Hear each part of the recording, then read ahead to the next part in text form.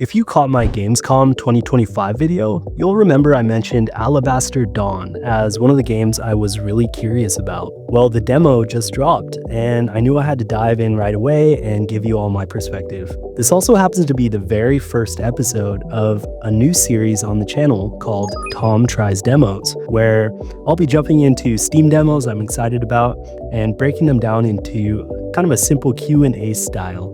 Think of it as first impressions, but with a little bit more reflection on my part. So let's kick things off with Alabaster Dawn. Even though I covered Alabaster Dawn back during my Gamescom video, I still didn't know exactly what to expect when I finally sat down with the demo. I mean, I knew it was a top-down pixel art action-adventure type game, but I wanted the actual experience to surprise me, and it definitely did. The very first thing that stood out was just how alive this world feels.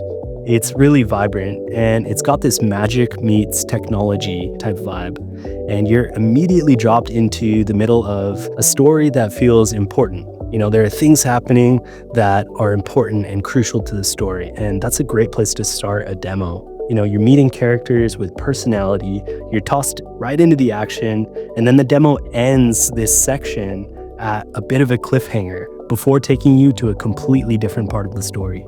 And I have to say, the animations really blew me away as well. I've played a lot of pixel art games, but this is easily one of the most dynamic and expressive looking ones that I've experienced so far. Visually, it kind of reminded me a lot of Sea of Stars in ways, with even more variety and detail in how the characters are animated and how they move just based on the difference in gameplay. You know, this is an action type game, so there's a lot of quick movements, and just the way the characters were animated here is really beautiful. So that really set the tone for me with this demo. This isn't just another pixel art RPG. This is something pretty special. So let's talk about the gameplay and combat.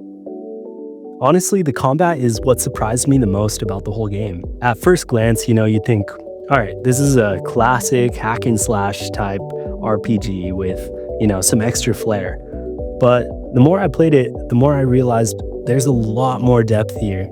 You've got combos you can string together, charged attacks, perfect parries that flow into counters, and even projectiles you can weave in for, you know, ranged combat as well. And because you can switch weapons on the fly, it's all really dynamic.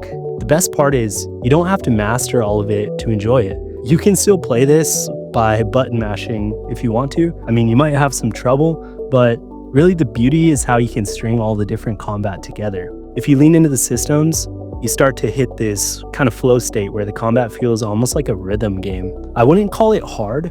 You know, I only died once in the demo across 3 different bosses you have to fight, but the combat was so dynamic, it kept the whole thing fun. It's satisfying and engaging. Next, let's talk about the pacing and structure. So the demo did a great job giving me a really good sample of what the full game might be like. It starts with what feels like a prologue, then it skips ahead to different sections in the story.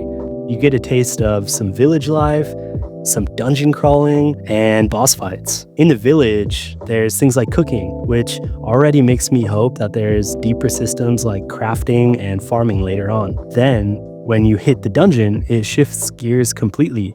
The dungeon itself felt classic, kind of reminded me of The Legend of Zelda. It's room-to-room challenges, puzzles, combat encounters, but it had just enough secrets tucked away to make me want to explore every corner. I found consumables in hidden paths, and it made me realize, okay, you know, this game wants you to poke at the edges, and that's something I really appreciate. Next, let's talk about the visuals and audio. Visually, the game pops. The pixel art is bold and chunky, the colors are vibrant, and the lighting effects add a lot of mood to the game. Sometimes, light will kind of bounce across a room in a way that almost feels like real-time lighting, even though it's probably just stylized pixels. What really stood out to me was the way they handled verticality as well. Top-down pixel games sometimes struggle with making platforms readable, but once I got the hang of how this game worked, it felt great. There was a moment where I climbed up onto a ledge and I found a secret area tucked away, and it just clicked. The sense of discovery made me smile. So is this game worth wishlisting after playing the demo? For me, it's a clear yes. The demo shows off satisfying combat, a story that feels like it's building towards something big and special, and a world I want to spend way more time in. If you're into action RPGs, village sim elements, or you just love pixel art games that clearly had a lot of care put into them, then this one is one to keep on your wishlist for sure. It's approachable, but it's got depth, and it feels like it's being crafted with intention. So yeah, I definitely recommend putting this one on your Steam wishlist and checking the game out once the full release drops. I'll definitely be doing the same. So that's going to be it for my first impressions of Alabaster Dawn. I'm excited to see how the full game develops, and I'll definitely be covering it again once the full release drops. This has been the very first episode of Tom Tries Demos, a series I'm looking forward to building out with more Steam demos in the future. Speaking of which, if there's a demo I really need to try out and cover, please let me know. I'll definitely be looking for recommendations in the future. My name has been Tom. Thanks for hanging out with me as always, and I'll see you in the next one. Bye-bye.